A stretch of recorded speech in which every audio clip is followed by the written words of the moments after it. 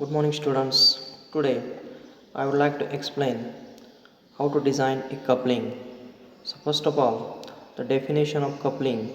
Coupling is can be defined as a mechanical device that permanently joins two rotating shafts to each other.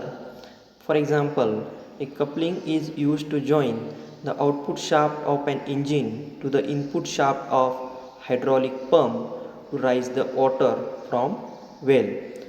Next example, coupling is used to join the output shaft of electric motor to the input shaft of gearbox in machine tools. Another example of coupling is used to join the output shaft of electric motor to the input shaft of gearbox in compressor. Next point is classification of coupling. Couplings are mainly classified into rigid coupling and flexible coupling. Rigid coupling is again classified into muff or sleeve coupling, which is used for line shaft. Second, split or clamp coupling. It is used for again line shaft. Third type of rigid coupling is rigid flange coupling. It is used for connecting electric motor to pump or compressor.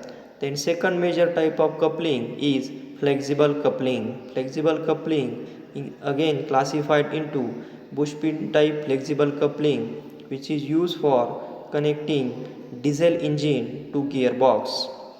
Second subtype is Oldham coupling, which is used for connecting two electric shaft. And third subtype is universal coupling, which is used between gearbox and differential of automobile.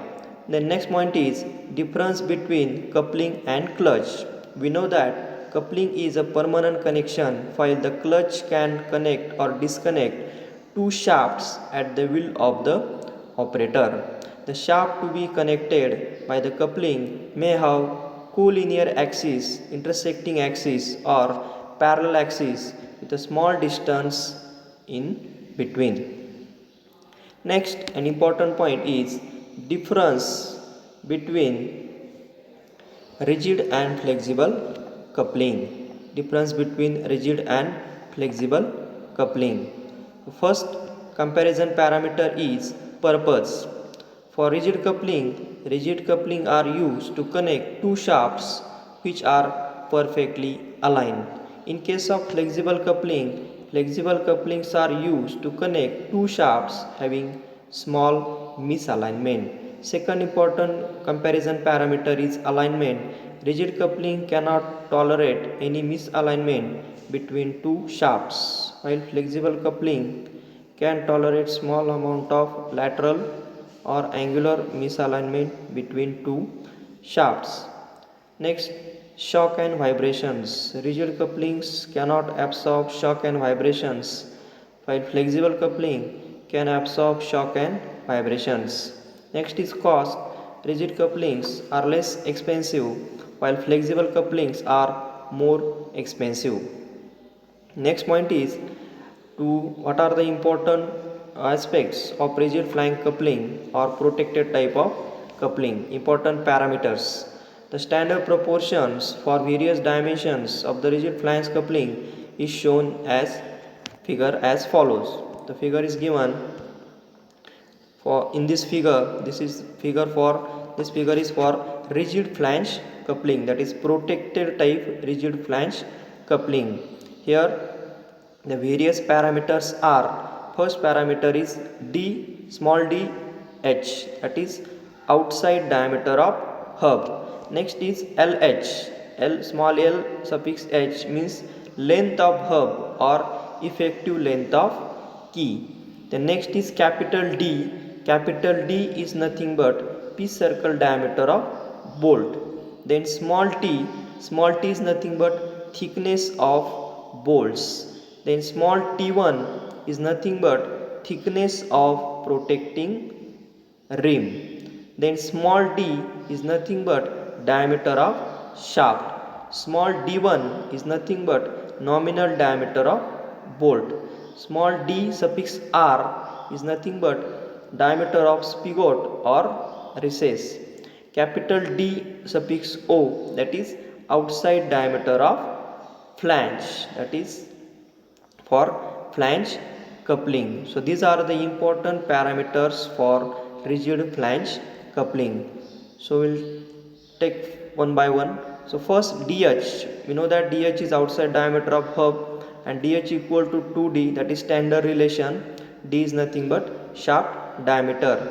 And next LH, length of hub or effective length of key, which is equal to 1.5 times diameter of shaft. Capital D is nothing but PCD of bolts, that is capital D equal to 3 times diameter of shaft. Small t, thickness of flanges, that is T equal to 0.5 times diameter of shaft. T1, thickness of protecting rim, that is T1 equal to 0.25 times diameter of shaft.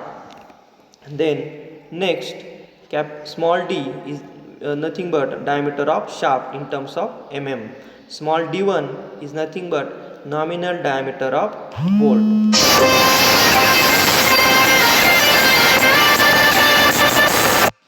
Small dr is nothing but diameter of spigot or recess. Dr equal to 1.5 times diameter of shaft.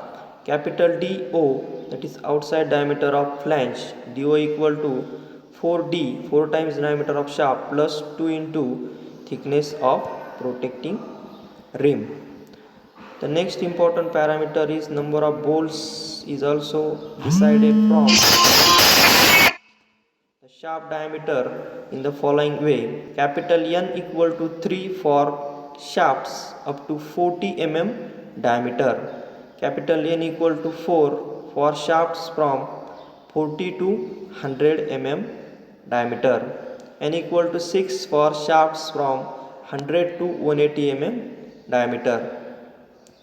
The analysis of rigid coupling can be done by two different ways depending upon the clearance between the bolt and hole. In the first approach, the bolts are fitted in the rim and ground holes. In this case, there is no clearance and the bolts are finger tight. Therefore, power is transmitted by means of shear resistance of the bolt. In the second approach, the bolts are fitted in the large clearance holes. In this case, bolts are tightened with a preload and power is transmitted by means of friction between the two flanges. And here, the first case to design a rigid flange coupling is bolts fitted in the rim and ground holes. That means no clearance or finger tight fitted bolts. Then we have for bolts MT, that is torque transmitted by coupling equal to P into capital D by 2 into N, that is for shear resistance of bolts we have used this relation, where external torque, that is MT equal to resisting torque, where MT capital M suffix T, torque transmitted by coupling in terms of Newton mm. Capital P, force acting on each bolt, capital, that is in terms of Newton. Capital D, PCD of bolts, capital N, number of bolts. Next important parameter is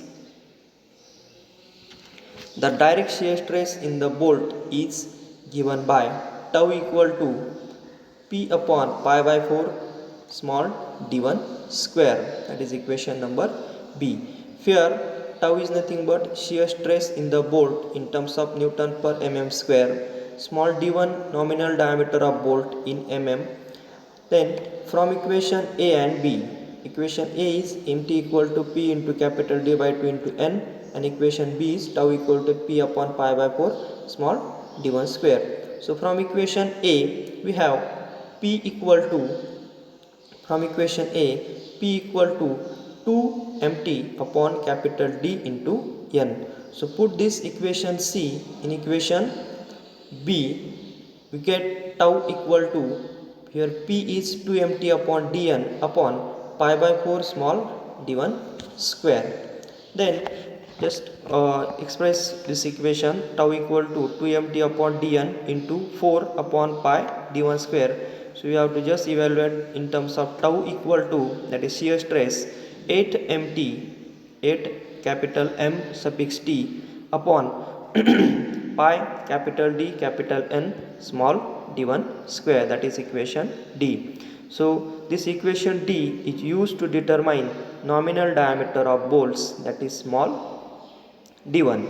Case second is here bolts fitted in large clearance hole, that means it is tightened with preload. So for uniformly distributed pressure, the friction radius Rf capital R suffix S suffix F is given by Rf equal to 2 by 3 in bracket Rho cube minus Ri cube upon Rho square minus Ri square, where Rho is nothing but outer radius of flange, that is Rho equal to capital Do by 2, that is outside diameter of flange by 2. And next Ri, that is radius of the recess, Ri equal to dr by 2, small dr by 2, where dr is nothing but diameter of recess. Assume that Pi, that is initial tension in each bolt in Newton, and mu coefficient of friction between flanges. The friction area or friction force will be mu Pi n, and the torque is given by Mt equal to mu Pi n into Rf. So this is about rigid flange coupling, the basics of coupling, types of coupling, classification of coupling, then uses of couplings, and the basic parameters, important parameters used for rigid flange coupling. In next lecture, I am going to discuss about how to design a rigid flange coupling or design procedure for rigid flange coupling. Thank you, students.